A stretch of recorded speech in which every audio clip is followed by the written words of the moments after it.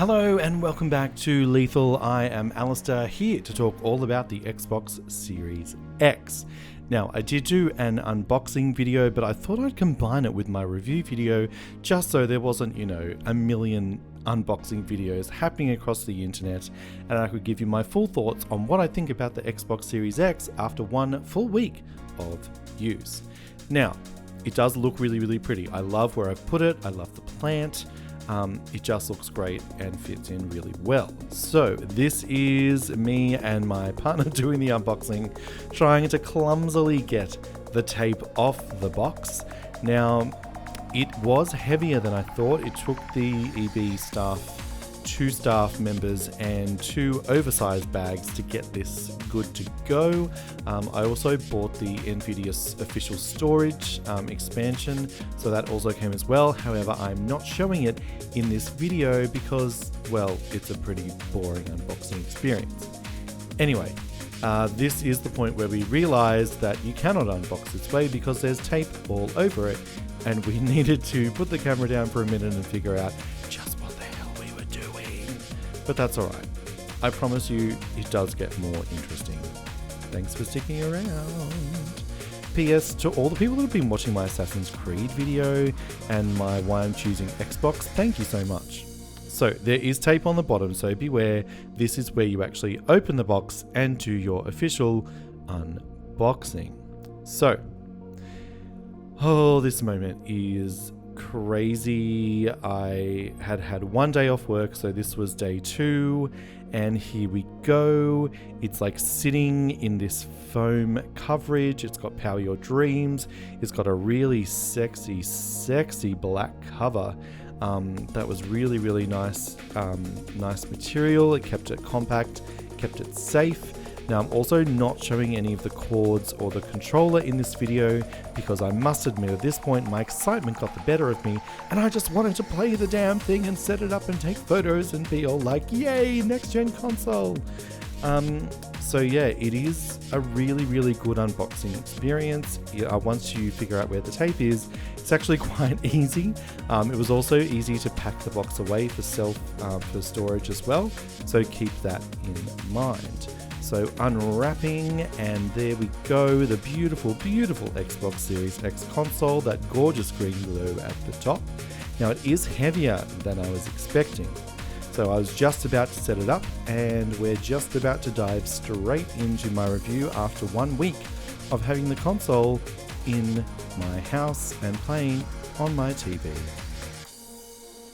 So I've had the Xbox Series X for over a week now, and I must say I am really enjoying the level of power, the fastness, the graphics are just amazing on this little tiny boxed console. Now, the controller. This is where I run into the issues. The controller is essentially the same as last gen. There's nothing really new about this. It's still the same old, while there are firmer, tighter grips on the bottoms and the corners, and this definitely clicks. It's the same old, and we now have a share button. Now, let's talk about this share button. I actually really like the share button. It makes sharing clips really quick, really easy, and lightning fast. So you can share screenshots, you can share videos, and then they automatically upload to your Xbox app. So on your phone, you get a little notification saying uploaded, and there you can access all your screenshots, all your videos. You can download them, share them on social media, straight from within the Xbox app. Now this feels like a massive step forward. This is what I wish PS5 had done, but they actually make screenshots really difficult. So hats off to Xbox. Thank you for making that change. Now, I've been playing a lot of games. I've been playing a lot of Game Pass titles. I've also been playing Assassin's Creed Valhalla, Watch Dogs Legion, Devil May Cry 5 Special Edition, and it's been a lot of fun. The game loads super quick, just like PlayStation 5 do, possibly quicker. When you boot up the Xbox, it's like, bang, you're in, you're at the dashboard, you're ready to go. Now, I would be remiss if I did not comment on Microsoft releasing Project xCloud in Australia right now. So I got my approval yesterday, and I have been playing in 4G and Wi-Fi areas. It is spotty at best, but it does work, and it does pick up exactly where you were in the game as if you were playing on your home console. Now, it is really important to note that you're not streaming from your console, you're streaming from the Microsoft servers. So this means that that's probably coming to Australia very, very soon. And so far it works, and it works really, really well. But this isn't all about xCloud, this is about the Xbox Series X. I also love that I can use my old controllers with the system. So I have an Elite Series 2, which is probably my favorite controller of all time. That works beautifully with the Series X. You can just remap everything to how you want it, and mwah, you've got an amazing controller ready to go. Now, heat-wise, I haven't felt any major heat off this thing. I've never had any overheating issues. The only game that I didn't get to work was Planet Coaster. So every time I loaded it up, it would have an error and close. I did this about 6 times. It finally got me to the first scenario where I could start playing, and then it crashed. I gave up, I bought it on PlayStation 5, and I had no issues. So I'm sure that's not an Xbox problem, I'm sure that's a developer problem. So if you're watching this, Frontier, fix the bloody game.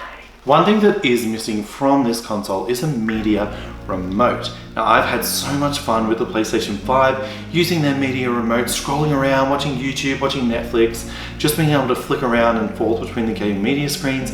It really feels like a missed opportunity that Microsoft haven't done that. Maybe there's one coming soon. Hopefully, fingers crossed, let's hope. That being said, I have used this console less, and it purely is just because there's a lack of first-party launch games. There's no system seller on this that makes you want to buy it just to have the Xbox over the Sony. They're purely relying on we're more powerful.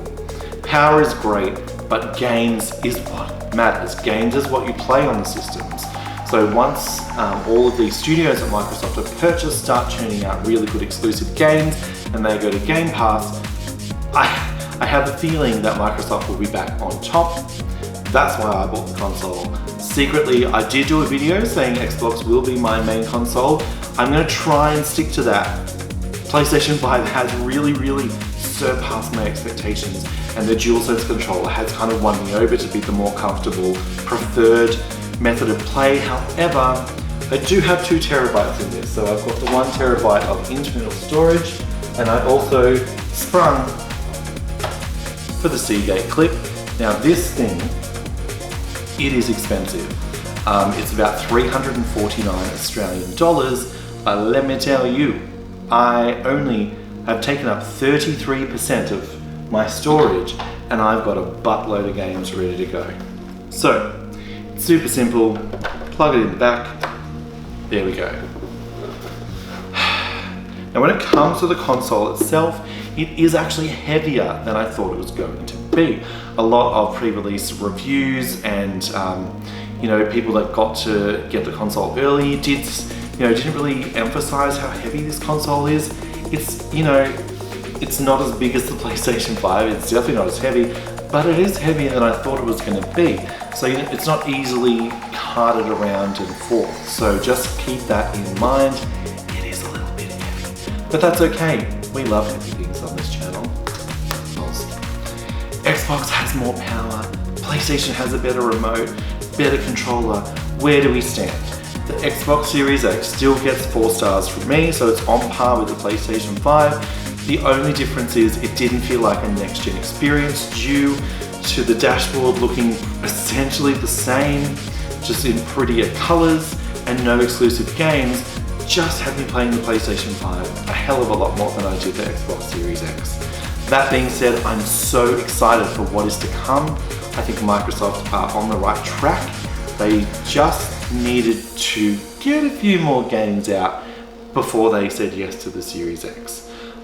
Hopefully, with all the studios, we'll get that experience soon, and we'll be able to have some really great first-party experiences on the Xbox ecosystem. Now, I do have a Series S on order. It is coming. I haven't included it in this review just because I don't have it yet. I didn't want to grab two consoles at the same time. The S would just sit there really. But I do plan on using that upstairs in the studio when that comes through, and I'll probably look at getting that next year. So what do you think? Did you get an Xbox Series X? Did you get a Series S? What did you think? Let me know in the comments below your thoughts and what you think is going to happen with the future of Xbox. Did you get into xCloud like I did? How's your phone going with it? Let me know. I'd really like to know. And if you are new here, thanks for watching. I would love a subscribe if you can, and a like if you like this video, and feel free to comment below. I'm Lethal.